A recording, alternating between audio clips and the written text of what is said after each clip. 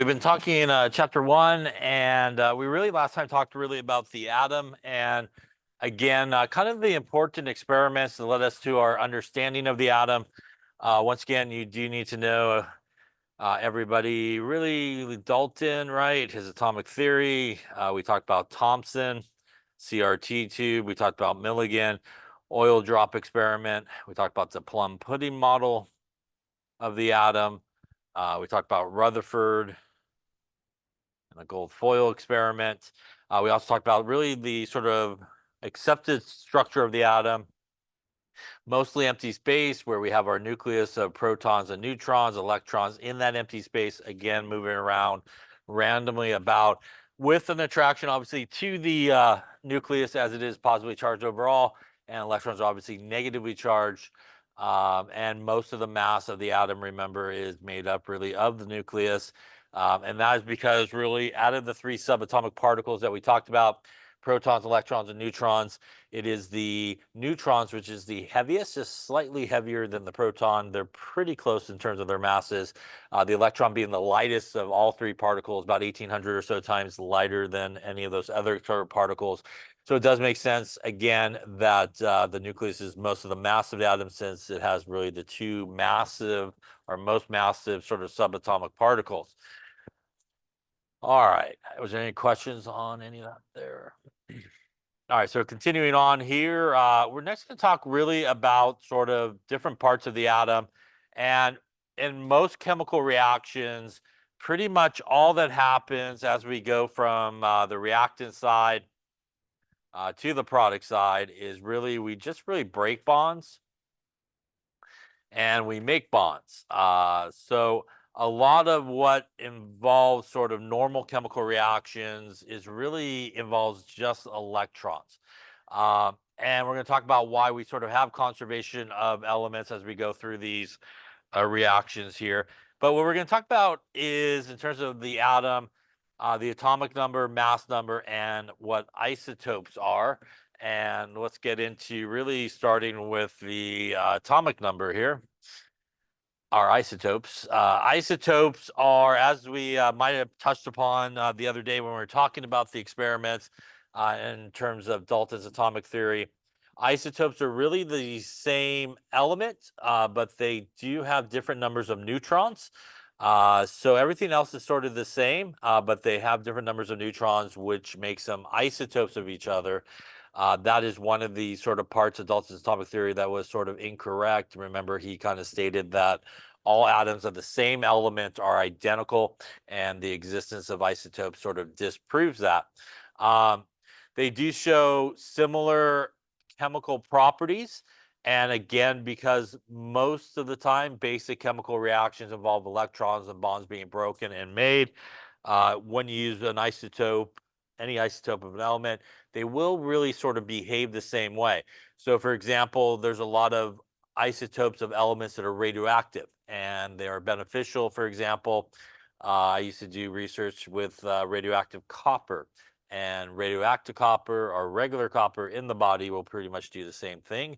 But the benefit of, say, a isotope of copper that's radioactive is, if you're interested, like we were, sort of where all the copper ends up in sort of the mechanism there, you could use something like radioactivity and just follow the radioactivity of it, and you'll know exactly sort of where, say, copper ends up. But it will do really the same sort of chemistry that sort of other isotopes will do, because it really just involves electrons, normal chemical reactions. So here's a couple isotopes of sodium. We have the same number of protons, 11 in each, but here we have our differing number of neutrons. One has 12, one has 13. And again, this is what's going to give us our isotopes and our different properties and different mass in each of these. Again, with the extra neutrons, it being the heaviest of the subatomic particles, going to account for obviously different masses of those two isotopes. So now talking about atomic number, the atomic number is sometimes abbreviated with a Z. And the definition of the atomic number is the number of protons that you find in the nucleus of an atom Now, if you have a neutral atom, that means that overall it has no charge. And if you think about pretty much the three particles that make up an atom, we have protons, which are positive, we have electrons, which are negative, and we have neutrons, which have no charge. So obviously, if the atomic number is the number of protons which are positively charged, in a neutral atom, it would also tell you really how many electrons that guy would have, as it needs to equal zero, really, the overall charge. So all the positive charges and negative charges need to balance each other out. It is important, though, to understand the definition of atomic number. And that definition, though, is just the protons. So if you are asked a question like, what is the definition of the atomic number? The actual definition is just how many protons there are. The second information you can get from that is, again, if it is a neutral atom, it'll also tell you the electrons, but that's not part of the definition of the atomic number. So again, don't miss that in case you are asked a question like that. The identity of an atom can be determined by the atomic number. We actually can find our friend the atomic number there on the periodic table. It is the number that comes above the symbol on the periodic table there. Like nitrogen is 7. It is all those numbers that come up on top. If you look at the periodic table, thank you. If you look at the periodic table and you look at all those numbers that come up on top of the symbols, you will see that none of the numbers repeat. And that means every single element has its own atomic number. It has its own number of protons. And you can really identify what element you're dealing with by the number of protons or the atomic number, which is essentially the same thing. If you know that information, you can just use a periodic table, figure out what element you're talking about. So out of protons, electrons, and neutrons, the most important particle in terms of what element you're dealing with is protons. And that's why on the previous slide, when we looked at the sodium, both of those sodium isotopes had 11 protons. And that is why they are both sodium, because they have the same number of protons. You will never find a sodium atom with 7 protons. Again, because if you look at the periodic table, 7 goes with our friend nitrogen. And nitrogen is the only one that has 7 protons. And in a neutral nitrogen atom, it would have 7 protons and also 7 electrons to balance out those positive charges from the protons in that particular case. Any questions on that there? Now, another really important number is the mass number. And the mass number is sometimes abbreviated with an A. And the mass number is the number of protons and neutrons that you find in an atom. So we have our mass number, which is our number of protons plus the number of neutrons. We have our atomic number, which is the number of protons. The importance of really those two numbers together is if you subtract them, those guys cancel, it will tell you the number of neutrons. So if you take the mass number and you subtract it from the atomic number, that will tell you basically the number of neutrons there are in that particular atom. When you are asked to calculate the number of protons, number of electrons, neutrons, the mass number or the atomic number, they all should be positive whole numbers. So they should always be positive whole numbers. That brings us to the question of, can I find the mass number up on the periodic table? Is that the mass number? The answer is no. Yeah, because again, they all need to be whole numbers. It's a really good way to remember that. If you look at the bottom there for all those guys, pretty much there is no whole numbers. Most of them are decimal type numbers. This is, by the way, the atomic mass, which we'll talk about later. It is not the mass number. It sometimes confuses people because for certain isotopes, the mass number and the atomic mass that you see on the periodic table are very close numbers. So it's a very common mistake people make that, oh, they must have just rounded the number that you see up there, and that's how they get it. So don't be the person that writes the decimals there on the quiz or exam. If you find yourself doing that, just put an X yourself so I don't have to do it. But it should always be whole numbers, which is a really good way to remember that. With that being said, you will have enough information given to you to be able to figure out how many protons, electrons, neutrons, mass number. Clearly, all you need is the periodic table to get the atomic number for whatever element that you are looking for. Now, when we write isotopes, there is a very common way that we do write isotopes, and it is what we see down here. We use the symbol, and on the top left, we put the mass number. On the bottom left there, we put the atomic number. So, for example, hydrogen has 1 proton and no neutrons. Deuterium, which is really heavy hydrogen, sometimes referred to, 1 proton, 1 neutron. And tritium, which is like the radioactive version of hydrogen, has 1 proton and 2 neutrons. So if we were going to write the symbols, for example, here for hydrogen, if you're not sure, that is your atomic number, which means you go to periodic table, find number 1, and that is the symbol you see there at number 1, which is hydrogen. The atomic number there will go on the bottom, which is the number of protons. For my mass number, I'm going to take 1 plus 0, which gives me 1 there for my mass number up on top. And my atomic number here on the bottom. Basically, if you take the top number minus the bottom number, that will give you your number of neutrons. 1 minus 1 is 0, which will give you your number of neutrons. We go to deuterium, and maybe you don't know that's hydrogen because it doesn't sound like hydrogen. Right here is what's going to tell you it's hydrogen. Again, it has 1 proton, which means that is the atomic number 1, which means it is still hydrogen symbol that you would use. Still has an atomic number of 1. In this case, though, we also have 1 neutron, so 1 plus 1 is 2, and our mass number up there would be 2 up on top. That would be our symbol for deuterium. And tritium, which also, again, doesn't really sound like hydrogen, but knowing that it has 1 proton is really all you need to know that it is hydrogen. And again, it will have an atomic number 1 that you can find on the periodic table.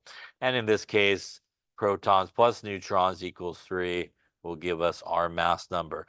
Again, taking the top number minus the bottom number will give you your number of neutrons. Every element will have protons, electrons, and neutrons, except as we see here, hydrogen does not. Hydrogen has 1 proton, 1 electron, no neutrons, which is why hydrogen has some interesting properties. Also why you see hydrogen up there in the top left. And on older periodic tables, you actually see hydrogen on both sides of the periodic table.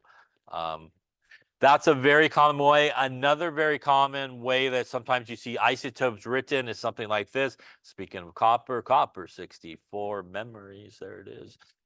So when we look at 64, we think it is the atomic number, mass number. Which number do you think that is?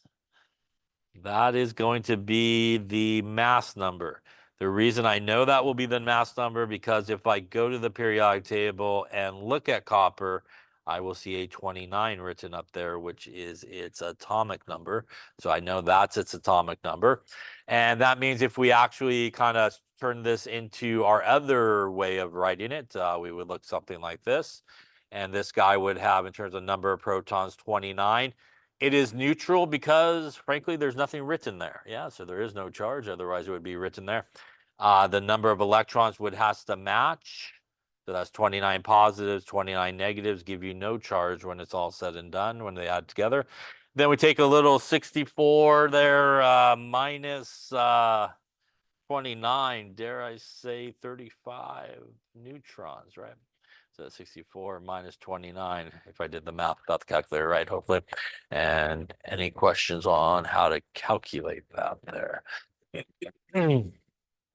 So you want to always make sure you got whole numbers for all those. You should have enough information given to you to calculate those things.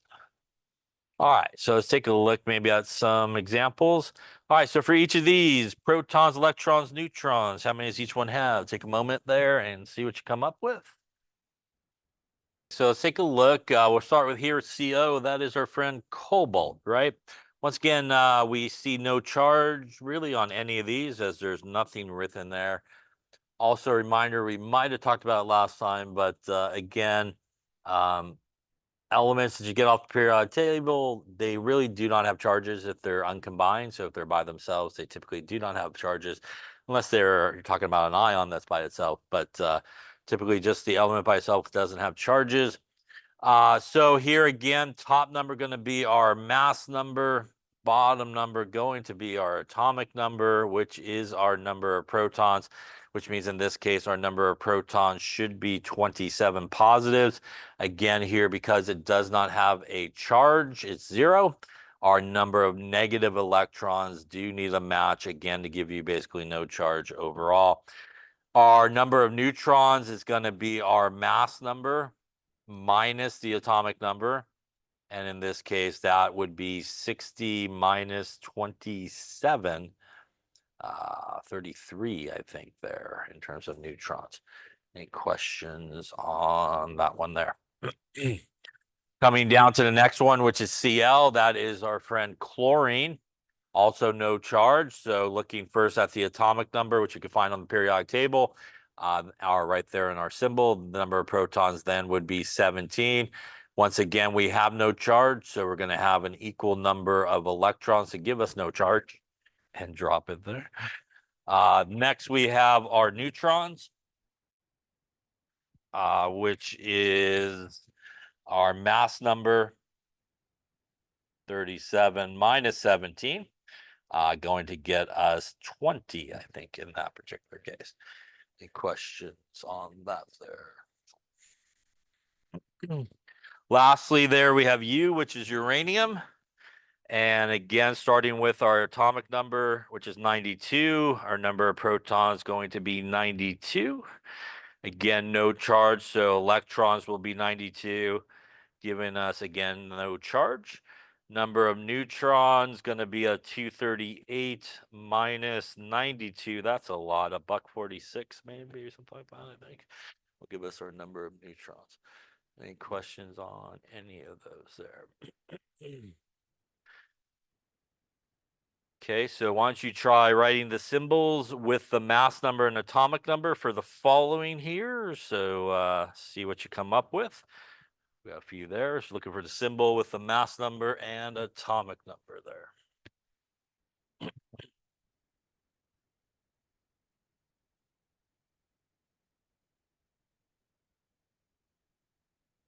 All right, so let's take a look. In this case, we got krypton, which obviously the first thing you probably would want to do is go to periodic table, find the symbol.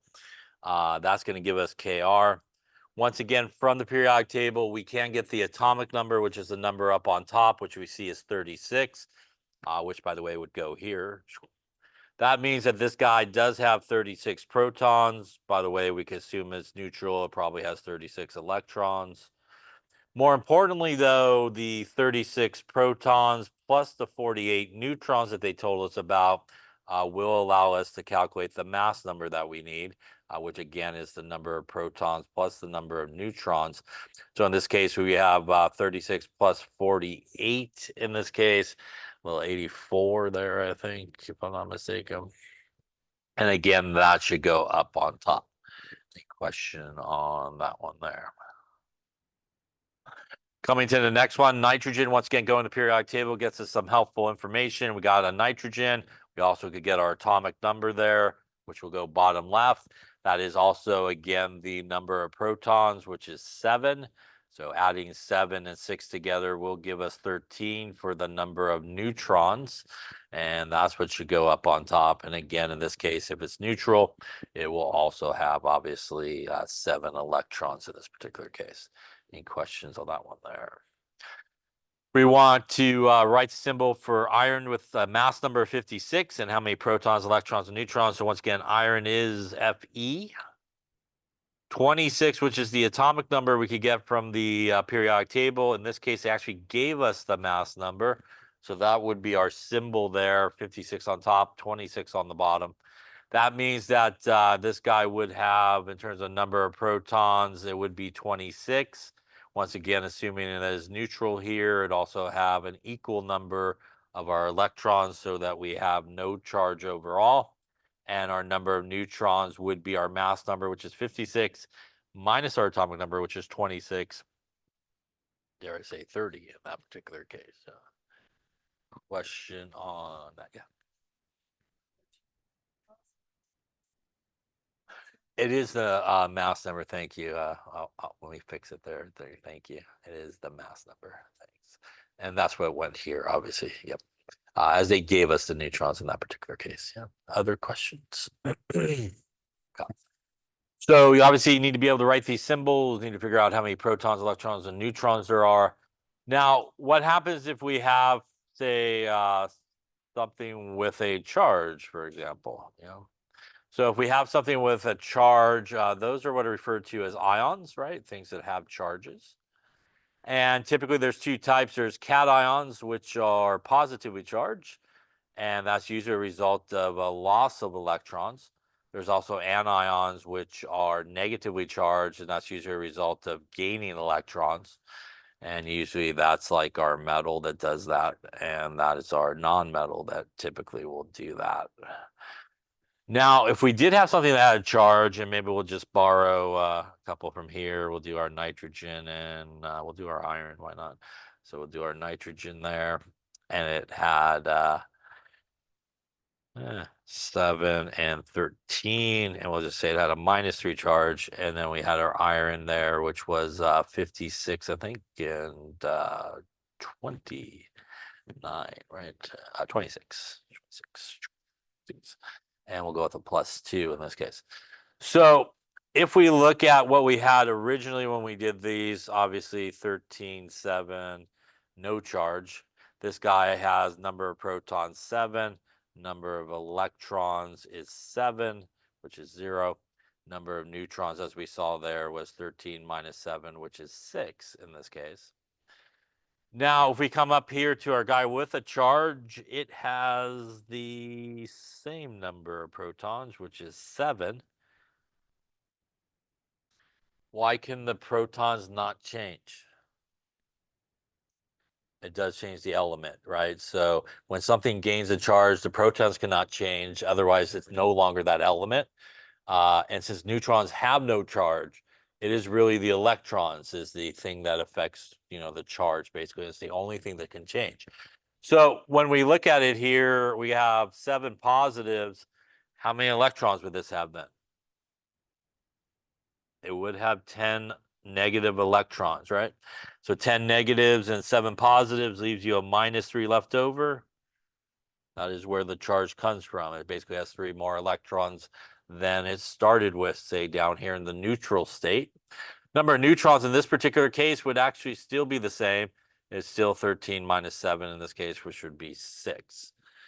So that is the case of an anion, which is negatively charged. It gains electrons. The negative means that it gained electrons. The numbers, how many electrons it gained from the neutral element or atom in that particular case. Question on that.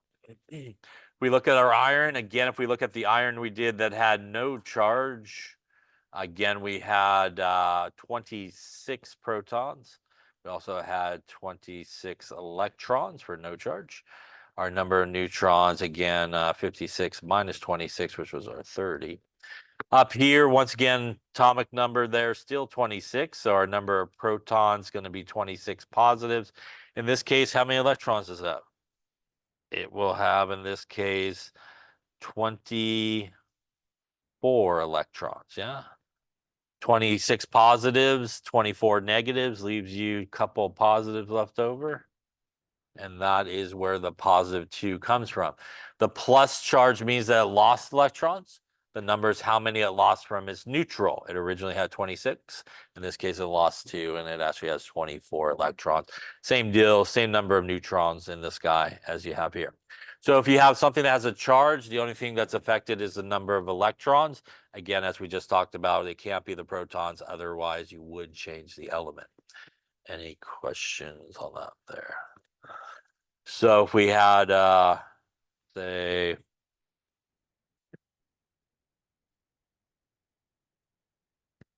we had nickel with a +4 charge and like I don't know, 59, and we'll do 28 there. How many protons, electrons, and neutrons would it have? Our atomic number, which is the easiest. It is 28 positives here. Our electrons in this case, we do see as positive, which means it really did lose electrons. So we should end up with 24 electrons in this case, right? 28 positives, 24 negatives nets you 4 extra protons. which is where the charge comes from. And in terms of neutrons, it's going to be 59 minus 28. 31, I think, in terms of neutrons in that particular case. Any question on protons, electrons, neutrons, or things with charges? Yeah. Mhm.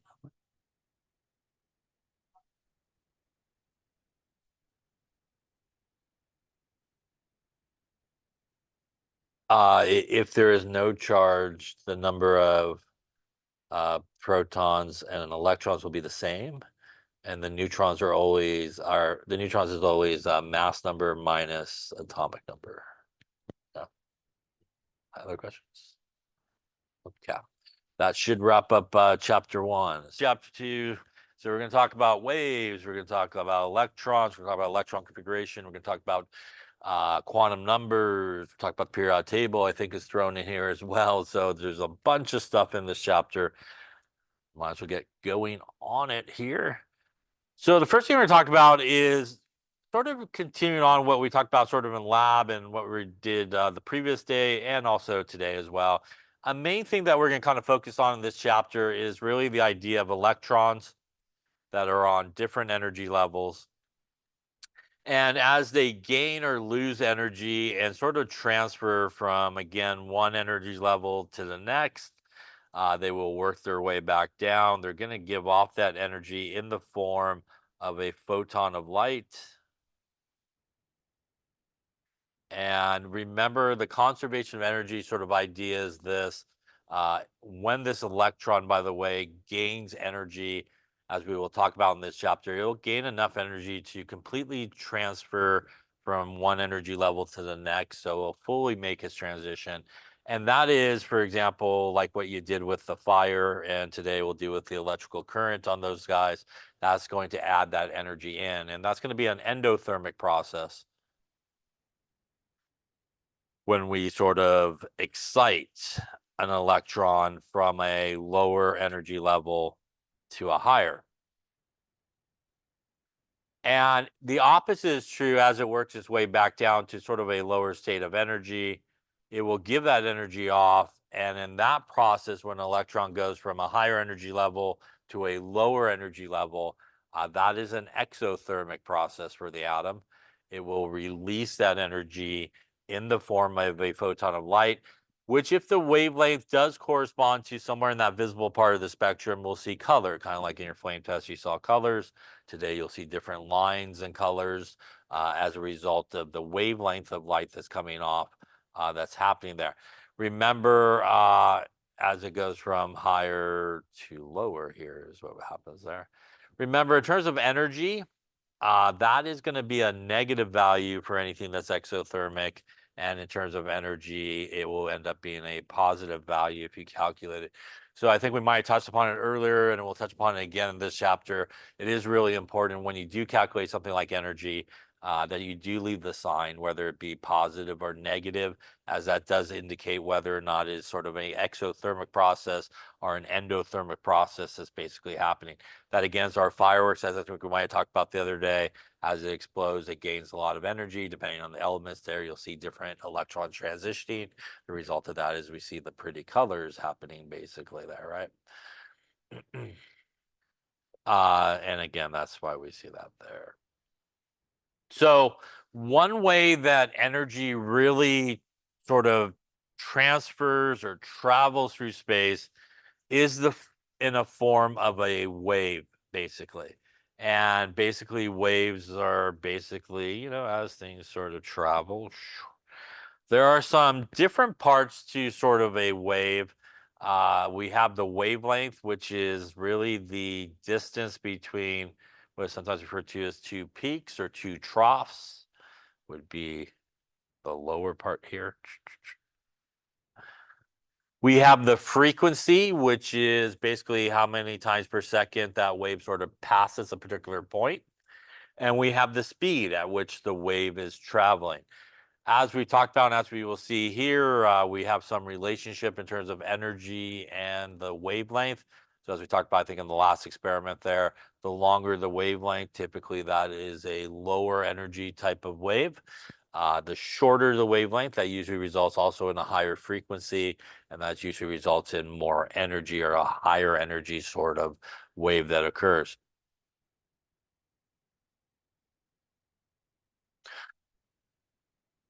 There we go, put those guys in. So when we talk about the wavelength, that is lambda, and that is the distance, like I said, between two peaks or two troughs. And the frequency, which is actually nu, is what that is. It's really not a V, but it's the nu symbol there. Is again how many wave cycles there are per second. Now, in typically speaking, the wavelength oftentimes is given in meters, is a very common one.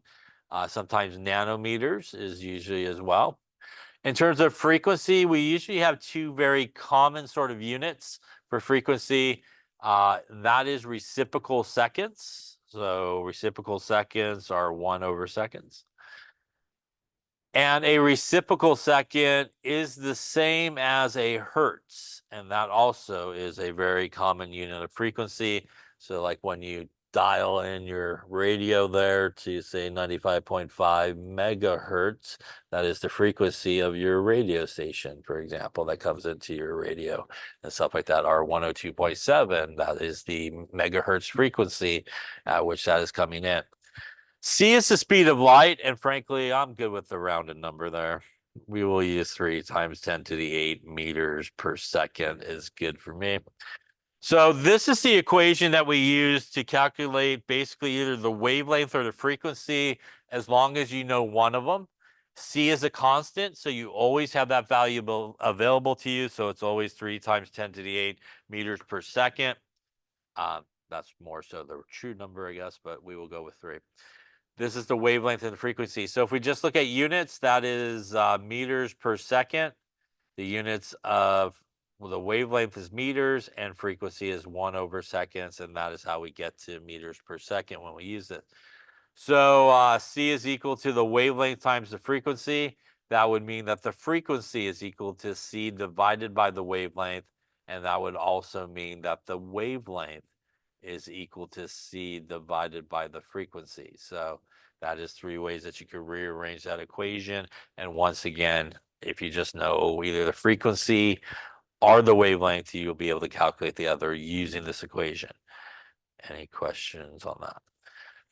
By the way, nanometers is also a very common unit of wavelength for the visible part of the spectrum where we see colors, where we see Roy G. Biv, right? So nanometers is used a lot. A reminder that nano is 10 to the minus 9. Yeah, that is what nano stands for. And that's a very common sort of conversion that we use a lot. All right, so why don't you try one then? Calculate the wavelength of red light that has a frequency of 4.62 times 10 to the 14 reciprocal seconds.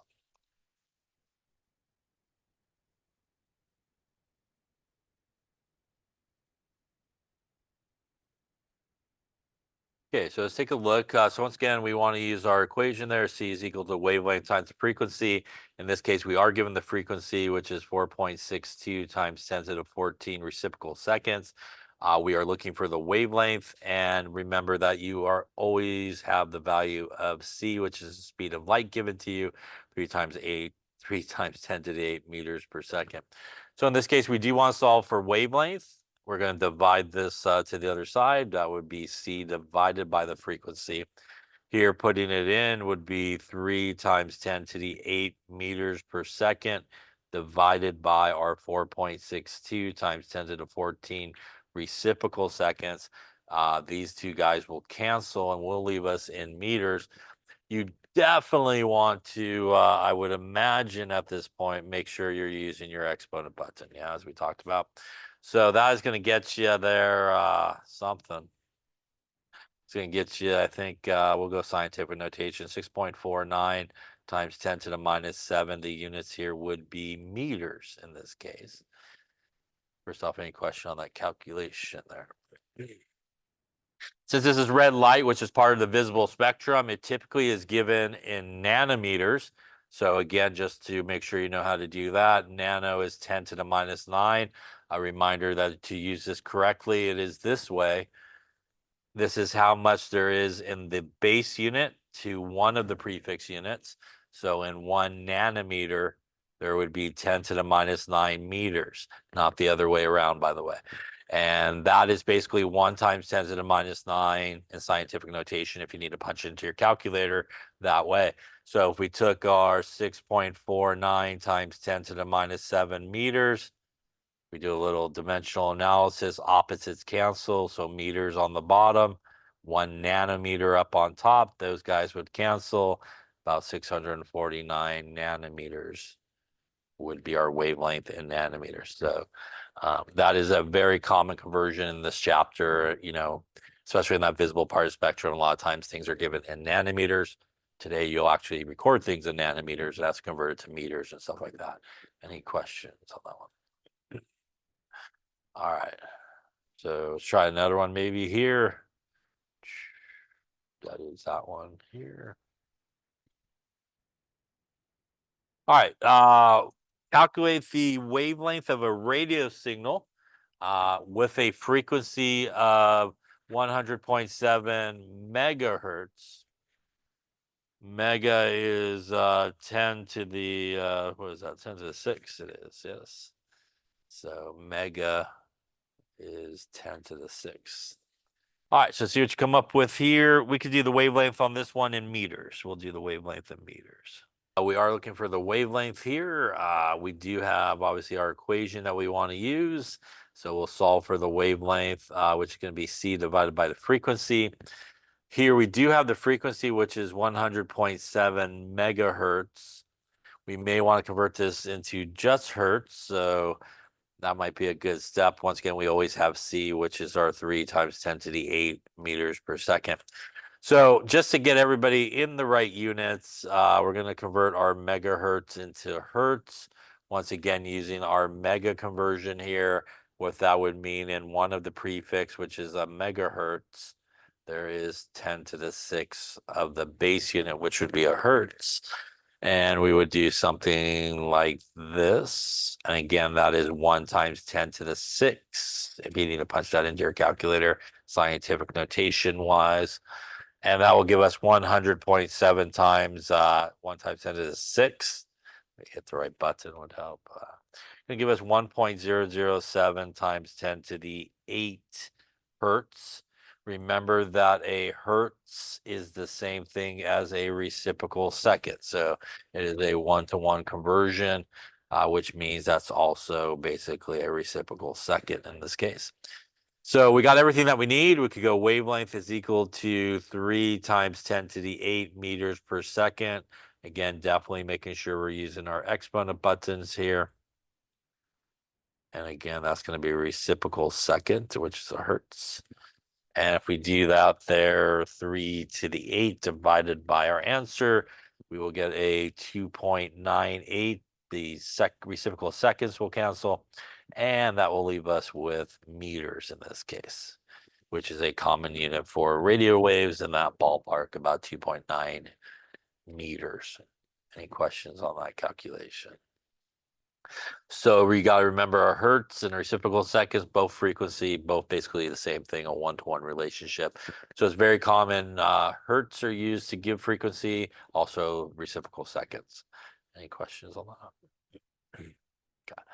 So clearly you need to be able to calculate frequency wavelength given the information there. Hopefully they agree. Let's see. They do. That's good. All right. So, whoops, come on back. There we go.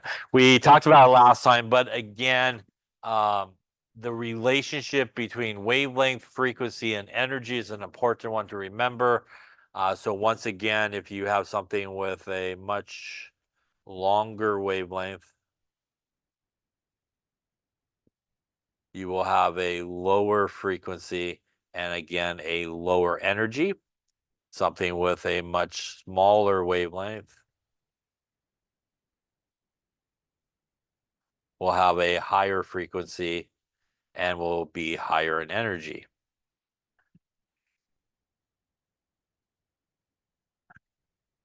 So you can see here we have three waves for different colors, got like a red, a green, and a blue.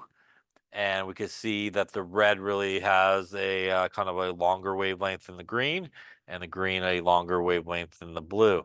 So down here, a higher frequency, higher energy. Down at the bottom here, this would have a lower frequency and a lower energy. So even within colors between, say, red and purple, there is a difference in terms of the energy associated with the waves that come off at those wavelengths. And again, red is on the lower energy side. The kind of purple violet is on the higher energy side. Any questions on that? So obviously, as we're talking about here is still as those electrons transition, that conservation of energy means that they have to give off that energy as they drop to a lower energy level, those electrons. Now, the result of what happens as a result of those electrons transferring does really depend on where it comes out in what's known as the electromagnetic radiation spectrum. And it could come out in the visible part of the spectrum where we see colors, but it could also come out in other parts of the spectrum where maybe we wouldn't see colors. We might see other effects, or maybe not see other effects, but feel other effects. Like maybe if it came off in the infrared part of the spectrum, you might feel heat rather than obviously seeing color and stuff like that. So there are different parts of the electromagnetic spectrum. In terms of the wavelength, that is the wavelength. That is the longer wavelength, which means on this side we should have lower energy. This is a much smaller wavelength, right? To the minus 12 means go 12 places to the left and put a bunch of zeros, right? It makes it a really small number. This is a smaller wavelength, and that's going to be higher in energy. So we have radio waves down here, which has a longer wavelength like we just calculated, lower in energy. As we move down the spectrum here, we come to microwaves. Microwaves have a little bit more energy. They have enough energy to move water molecules really fast in your food. Get like a pizza in 2 minutes. Not bad, right? So it's good times. We then move down a little bit more here. Wavelength getting smaller, energy getting more to the infrared part. And that's usually the part of the spectrum where we kind of feel heat and that type of thing. Here is the visible part of the spectrum here, and that is obviously where we see colors, right? Again, our red, orange, yellow, green, blue, indigo, violet happening there. And that is where we see color. So much like we did with the flame test, much like we will do today, you will see color as those electrons are transitioning. And that is because the wavelength of light coming off as they release that energy in the form of a wave corresponds to somewhere in that visible part of the spectrum. Going a little bit smaller in terms of wavelength, we then have the UV part, which is why we throw on some sunblock, right? So we don't get too burnt outside, right? Because we don't want all that UV rays. It's not so good for us. Even smaller in terms of the wavelength, we have X-rays. Why they throw a lead vest on you when they take an X-ray and they leave the room. They don't stand there all day taking X-rays because that's not so great. Pretty high in energy. And we have our gamma rays at the very end here, which is a very, very short wavelength, very high in energy. And obviously, that is pure radiation. So if you use a gamma emitter, for example, we're talking about isotopes as radioactive, if you research with a gamma emitter, there are certain precautions you got to take because that thing goes pretty far into the skin, for example. It will penetrate very, very far into your tissue, a lot farther than, say, if it was an alpha emitter, like alpha particles like Rutherford used in his experiment. It doesn't go so far, and our beta particles do as well. So you do need to know, as we can see here, red being a longer wavelength, as we just talked about, than violet. Again, red being more lower in energy on this side, even with our colors that we see. And again, higher in energy on this side in terms of the visible part of the spectrum. You need to know the electromagnetic spectrum in the sense of put things in order in a sense of long wavelength to short wavelength, high frequency to low frequency, high energy to short energy, high energy to low energy, perhaps. You don't necessarily need to know the exact numbers where everybody breaks off, but you need to be able to kind of put them in order based on that. That also goes for the colors. You need to be able to put the colors in order from lower energy to higher, for example, wavelength low to longer to shorter, and frequency as well. Any questions on any of that there? That's a pickle. Good times. All right. So when we talk about these electrons being transferred from one energy level to the next, as I mentioned before, they can really only gain or lose energy in certain sort of quantities or whole number quantities. These are sometimes referred to as packets of energy. It is E is equal to H times the frequency. E is energy. We'll see this formula, I think, in a second. H was known as Planck's constant.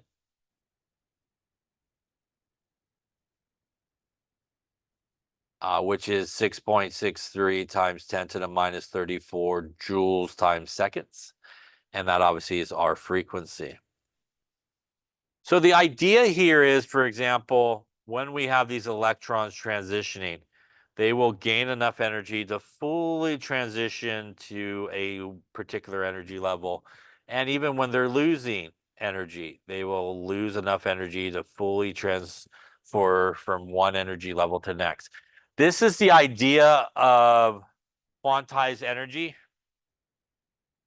Now, when we talk about waves coming off and light coming off, there's also this idea of the dual nature of light. So light could behave more like a particle and like a stream of particles. A wave could behave like that. And particles themselves, like electrons, as we'll talk about, can have some wave-like functions. So there's sort of this dual nature of things like particles can behave like waves, and waves can behave like streams of particles kind of happening together. So sometimes people, when we talk about quantized energy, you could think of it like stairs. And when you walk upstairs, right, you usually have enough energy to get to this step, get to this step, get to that step.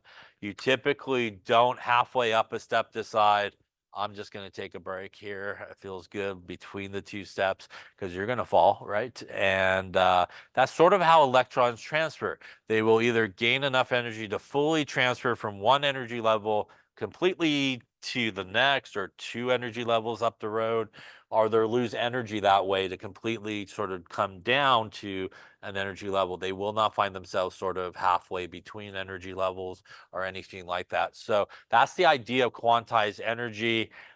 Just like when people walk stairs, some people can only do maybe one step at a time. Maybe there's a person that could do kind of two steps at a time, right? Maybe three steps at a time, whatever it may be. And electrons can transition that way. They may transition one energy level. They may transition several energy levels. But as they are transitioning, they have this quantized energy where definitely they will either gain or lose enough energy to fully make those transitions. They won't find themselves sort of halfway between. And that's different than that's quantized energy, basically. That's different than what's sometimes referred to as continuous energy. Continuous energy, you could kind of think of like a ramp, right? If you're walking up a ramp, you pretty much could stop anywhere you like along the ramp. You're not going to fall, right? So you can pretty much hit any spot along the way. And in a continuous sort of spectrum, for example, everything just comes out at once, right? Everything's possible. Everything can stop along the way, and all the energy sort of comes out.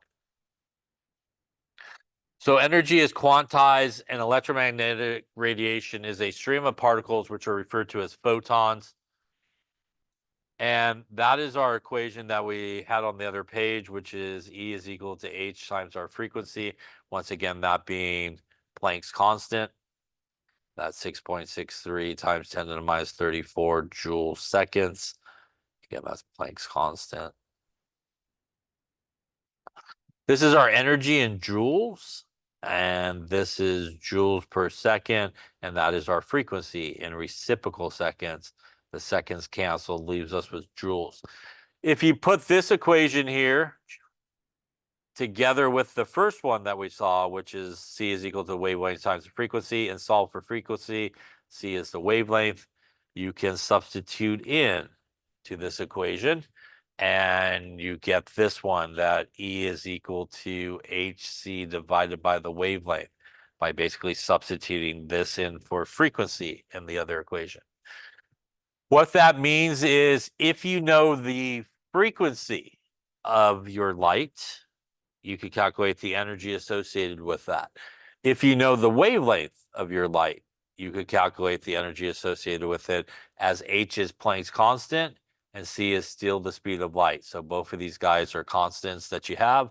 So basically all you need is the wavelength or the frequency, and you could actually calculate the energy associated with that wave basically coming out on a photon of light. Any questions on that there? Now, as I mentioned before, energy has mass through Einstein's equation equals mc squared, mass, and obviously that's the speed of light. Einstein did a lot of work with what is sometimes referred to as the photoelectric effect, and he was able to see sort of electrons bouncing off pieces of metal when he shined light on it at a certain wavelength and frequency. And basically, a lot of these experiments led to what I mentioned before, this sort of dual nature of light, that again, particles, and how we're going to kind of tie it to really in this chapter is electrons is sort of the particle we're going to talk about. And a particle like an electron can have some wave characteristics. And like I said before, waves, although they are waves, can be thought of as sort of a stream of particles sort of having that dual nature. So when we talk about a continuous spectrum, as I mentioned before, which is when white light is passed through a prism, we will see all the wavelengths coming out. And again, that is sort of my description of like walking up a ramp. Again, you can pretty much stop anywhere you like along the way. All the wavelengths of light are sort of possible. The sun, for example, that is to deal with the sun. You feel heat, you have different wavelengths all coming out at once. It's a continuous spectrum. Anything sort of lit up by the sun, never look directly in the sun clearly, you will see all the sort of light colors sort of coming off. Now, elements that are excited like we're doing in the lab today and like we did last time are different because they are quantized. We do not see everything coming off. We see specific wavelengths coming off that correspond to specific energy transitions. And we do get a line spectrum with things like elements when they are heated because of the staircase and quantized energy. It is pretty much what it sounds like. We see distinct lines coming off at distinct wavelength and distinct colors. And that is a line spectrum. Elements are so unique in the sense of how they give off these line spectrums. And by the way, each of the lines would correspond to an electron transitioning from a, say, higher energy level to a lower energy level, and which energy levels they're transitioning from. But elements are so specific that you can identify what element you may be looking at based on what lines you see, what wavelengths those lines are, and what colors that you see. So every element has its own kind of unique line spectrum where you can pretty much identify what element you're dealing with based on what you observe. So for example, here, like we're going to do today with the spectroscope, it's got a little prism in it. You shine a light, you look through a prism, you will see the separation of colors in a continuous spectrum. Again, you'll kind of see everything coming out here in an element like we're going to do, and in an electron discharge tube, it's the electrical current that's running through it that's going to be exciting the electrons in those elements, kind of similar to what you did when you stuck it into the fire the other day. And again, because the elements have quantized energy, we will see these distinct lines at distinct colors. Now, because we know, for example, red, right, versus say violet or blue, red is a lower energy, right, than say this side, which is higher in energy. We can also make some predictions, for example, of maybe how far those electrons are traveling in terms of energy levels. So for example, if we see a red line like that, for example, maybe that electron is only, say, on the first energy level, the second energy level, maybe it's just dropping from like one energy level, right? That's not a lot of energy, which means we wouldn't get a ton of energy off, we would have a wavelength with a longer wavelength, right? And perhaps that's why we're seeing more of a red line appear at that point. As opposed to if, we had like an electron up, say, on the 6th energy level, and it decided to drop all the way down, say, to the 1st or the 2nd, that's a pretty big jump down in energy that's going to be given off. That's a lot higher of energy. And perhaps that energy and that wave that's coming off would have a much shorter wavelength. And maybe we see like a blue line or a violet sort of transition that's occurring. So when we see these colors, you could even sort of make a reasonable sort of assumption of, kind of how far the sky is traveling based on the colors that you see and sort of the energy related to it. Any questions on that there? So here's what that looks like. When the light emitted by a hydrogen gas discharge tube is passed through a prism, a line spectrum results. This line spectrum consists of light at four wavelengths of the visible region. I really didn't help much, but hey, I put the blinds out, that's good. So when we look at something like hydrogen, these are the four main sort of lines that we see. And again, each of these do correspond to basically electrons transitioning. The sort of strength of those lines, as you see, or brightness of those lines is a result of really how many electrons you have doing the same transition, right? So if you have a lot of electrons doing that same transition at the same time, you're going to see a much brighter light, right? And for that particular guy, then say maybe something's a little bit more dull, not as bright, you might not see as many electrons happening. Remember, when you have a sample of an element, it's not just like one atom of that element, right? There's lots and lots and lots and lots of atoms of that element involved. So all those atoms individually are having these transitions happening, which correspond to the same sort of wavelength of light that's being given off. Now, the significance of this, as I mentioned, is electrons are only allowed to sort of travel in the hydrogen atom in specific sort of transitions, which are orbits. And we'll talk about that next time. That brings us to sort of the Bohr model of the atom. And the idea here is in the Bohr model of the atom is sort of a planetary model where we have the nucleus, and then we have these orbits, which are rings, basically. And in the Bohr model of the atom, which works really great to sort of explain what we see in hydrogen, but really as you move away from more than one electron, it doesn't really hold up really well for other elements that have multiple electrons.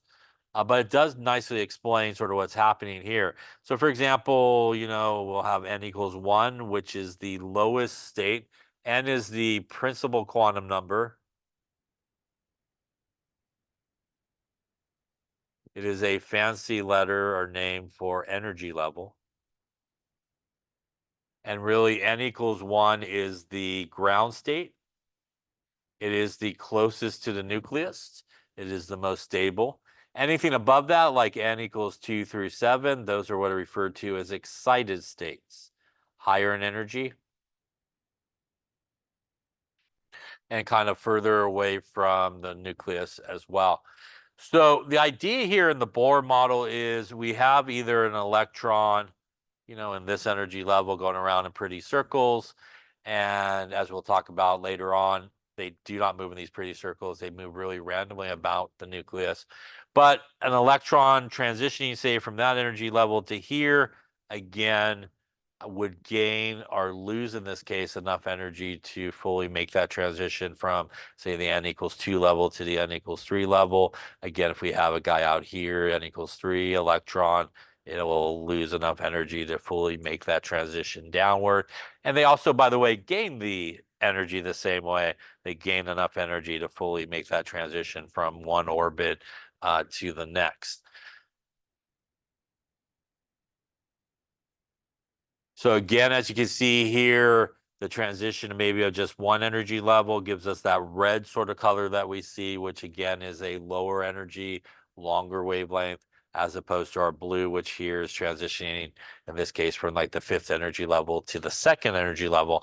And again, each of these transitions are accounting for the specific lines that we see in that what is referred to, by the way, as an emission spectrum.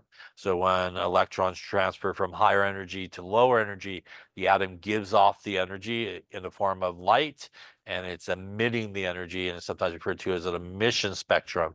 And that's different than when they gain energy. It's an absorption, is sometimes referred to when those electrons initially gain the energy to go to a higher energy level.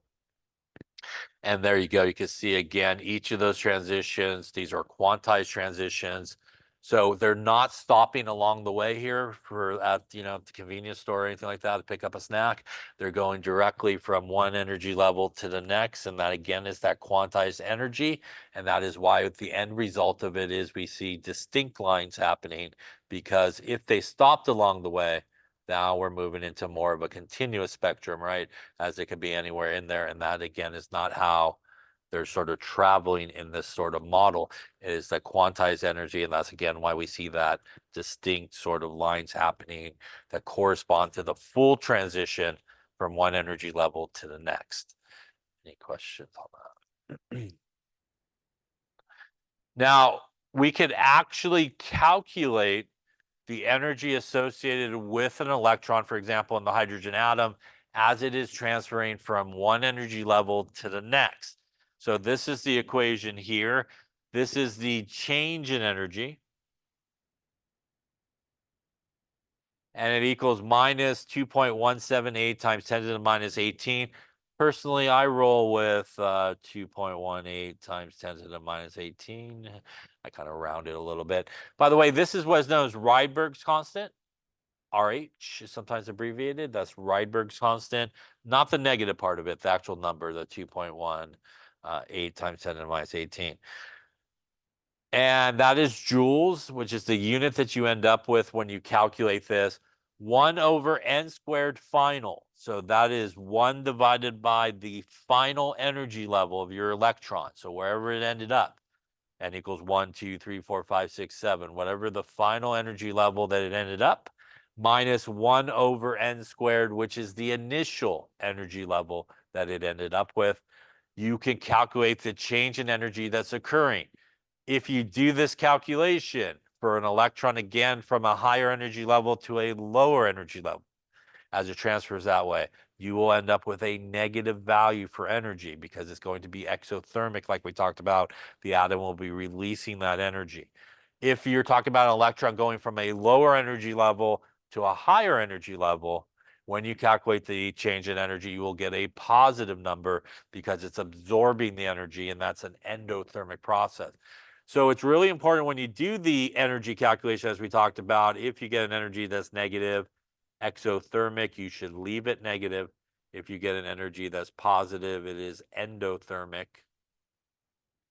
Again, releasing energy or absorbing energy. Now, this E is no different than the E we saw earlier. It's the same energy, which means you could tag on to here our other energy equations that we saw, which is H times the frequency and a little HC over the wavelength as well, which means if you know the transition you're talking about in terms of the electron going from one energy level to the next, you could calculate the change in energy. You then will be able to calculate, for example, the frequency associated with that wavelength. And you could also calculate the wavelength associated with it as well. So you could actually calculate all those things. Now, there's a couple important things that you need to be careful of. For example, when we use this equation, which is the signs. So let's just say we had an electron that went from the second energy level to the first energy level. So we did this transition for this particular electron. So if we put it into our equation here, we could calculate the change in energy is equal to minus 2.18 times 10 to the minus 18 joules. 1 over our final energy level. By the way, which one's our final energy level in this case? It is 1. Yeah, it's going to end to there, right? So that is 1 over 1 squared, which I think is still 1 if I do all that math, right? Minus our initial, which is 2. That would be 1 over 2 squared, which is 4, yeah? So if we do that, we're going to take basically 1 minus 1 divided by 4, and then we're going to times it by 2.18 to the minus 18. Don't forget, it is a negative sign that is there. And we're going to get, in this particular case, I didn't mess that up there, 1 minus 1 divided by 4 times 2.18 to the minus 18. That's going to give me a change in energy of negative 1.6, we'll call it 4 times 10 to the minus 18 joules in this case. This is negative because my electron started on the second energy level and dropped down to the first energy level. The atom has to give that energy off in the form of a wave of light. So it's going to be exothermic, and it's going to be a negative value for energy. Question on that there. Now, what can I do with this number? Well, I know that the energy, get this here, I think I'll borrow that little part. I do know that that energy that I just calculated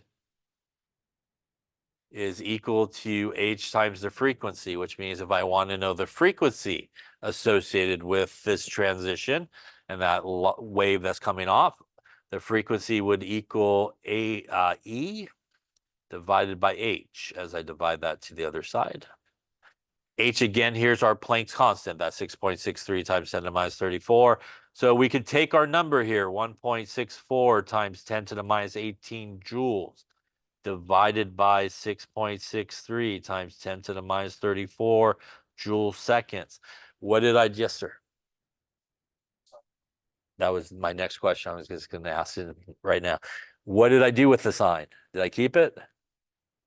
I did not keep it. And the reason we don't keep it is because you should always have a positive wavelength. You should also have a positive frequency. So we definitely keep the negative for the energy, but you do want to just kind of ditch it when you can use that number to go on and do other calculations. You should never end up with a negative wavelength or a negative frequency, but you definitely should leave the negative for the energy. Again, it tells people in terms of energy, it's exothermic or endothermic if you have a positive number. But when you continue on with the calculation, you should get rid of the negative. So you should always end up with a positive wavelength and a positive frequency. So to answer your question, that is why I got rid of the negative here. Otherwise, I would end up with a negative value for frequency, which I don't want. Here, the second on the bottom, doesn't cancel, so unsee that. The joules will cancel there. And if we do that there, we'll take that divided by 6.63 to the minus 34. That's going to give me a frequency for this guy of 2.47 times 10 to the 15 reciprocal seconds, which is a unit of frequency. By the way, at this point, if I want the wavelength for this made-up transition, I actually have a few options. I know that C is equal to the wavelength times the frequency, right? So I just got me the frequency right there. So I could solve for the wavelength by taking C divided by the frequency. And C is our speed of light, 3 times 10 to the 8 meters per second, divided by our 2.47 times 10 to the 15 I just calculated. Now my seconds will cancel. And we will get 3 to the 8 divided by our answer there will give us a wavelength of 1.22, we'll call it, times 10 to the minus 7 meters. By the way, if you're not using your exponent button, you're going to be in a world of trouble with these calculations. So make sure you use your exponent button. What is the other way I could have got my wavelength? I could have got it using my energy number, right? Because the energy is equal to hc divided by the wavelength, right? So the wavelength here, if you solve for it, would be hc divided by the energy. Here again, we would want to use the positive value for energy so we don't end up with our negative wavelength that we don't want. H and C are both constant, so that's Planck's constant and the speed of light. You have both of those numbers. So popping that guy in there, 6.63 times 10 to the minus 34 joule seconds, which is our H, and our 3 times 10 to the 8, which is our C, divided by our energy, again, using the positive version of it. And if we do all that, we really should get the same answer I got over there on the left-hand side, but we'll verify just to make sure. And we will end up there. If I put in the right number, we would end up with the right number. Let me try that one more time there. Divided by 1.64 to the minus 18. That's better. We end up with obviously the same numbers we had, 1.22 times 10 to the minus 7 meters. Yeah. So there are a couple different ways you could calculate frequency, wavelength, energy, depending on what information is given to you. We could also tie together our transition of electrons from one energy level to the next using that equation, obviously, up here to do so.